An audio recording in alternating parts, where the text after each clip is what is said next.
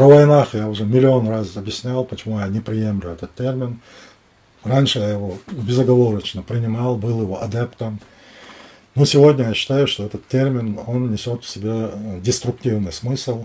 Он направлен на подрыв чеченского этноса. Опять повторяю, вот когда выстраивается ряд такой, вот, акинцы, ауховцы, эрлой, нохчи, майстой, мялхи, все мы войнахи. Варства еще добавляются. Все мы войнахи. То есть целое ставится в один ряд с его частями. Тогда почему бы не продолжить этот ряд дальше, к западу? Вот мы добрались до Орствай, Галвай, Вабай, Фяппи, Цорвай, ну и так далее. Все мы войнахи. Но там это обрывается. Там дальше не говорят, что вот части ингушского этноса это все войнахи. Нет, там четко все ингуши, а в Чечне появляется вот такой ряд. Вот это я не приемлю.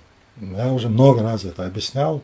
Вот в данном случае, когда части чеченского, нахчийского этноса, они уравниваются вот с целым, это грубая подтасовка и попытка как бы поставить часть рядом с целым и уравнять их. Но такое не пройдет. Это очень наивная какая-то детская попытка расколоть чеченский народ. Ну и, конечно, чеченцы это видят. Ну,